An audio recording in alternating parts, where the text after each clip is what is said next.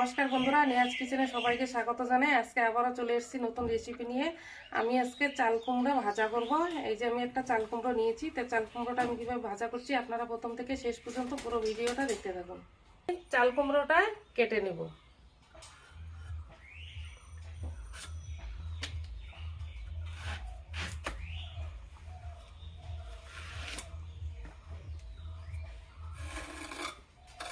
হয়ে গেছে, ধুয়ে নেব।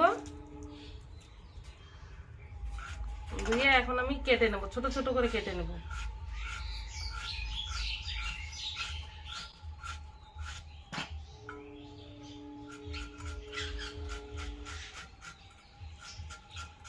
চাল কুমড়োগুলো কেটে নিয়েছি। এখন আমি এখানে লবণ দিব, লবণ দিয়ে ভালো করে কষলিয়ে নেব। কষলিয়ে আমি জল বের করে নেব।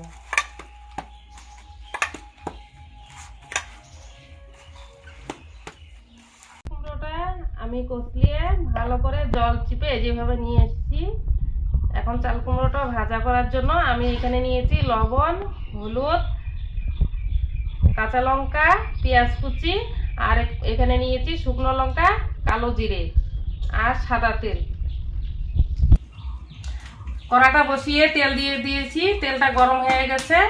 দিয়ে দিব কালো জিরে আর শুকনো লঙ্কা,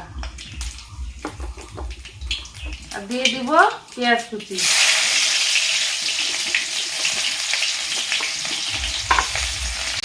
দিয়ে পেঁয়াজটা আমি একটু লাল করে ভেজে নেব। আমি সাদা তেল দিয়েই করছি, আপনারা সর্ষের তেল দিয়েও করতে পারেন।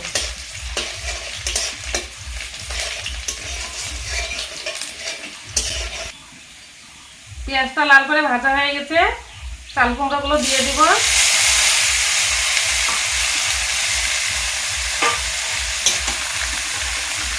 দিয়ে দিব চেরা কাঁচা লঙ্কা, হলুদ গুঁড়ো,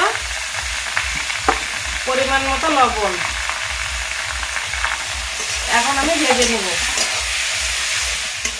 আমার চাল কুমড়া ভাজাটা হয়ে গেছে, দেখুন কত সুন্দর হয়েছে। আপনারাও বাড়িতে এভাবে রান্না করবেন। চাল কুমড়োটা কেটে জলটা ঝরিয়ে ফেলে দিবেন, ফেলে দিয়ে এইভাবে ভেজে খাবেন, দেখবেন কত সুন্দর লাগবে। আমার চাল কুমড়া ভাজাটা আজকে হয়ে গেছে।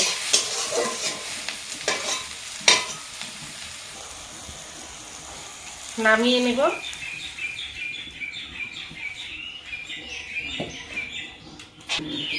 আপনারাও বাড়িতে এভাবে বানাবেন, বানিয়ে খাবেন, দেখবেন ভালো লাগবে। ভিডিওটি ভালো লাগলে লাইক, কমেন্ট, শেয়ার করবেন। পরবর্তী ভিডিও দেখার জন্য সাবস্ক্রাইব করতে ভুলবেন না। ধন্যবাদ।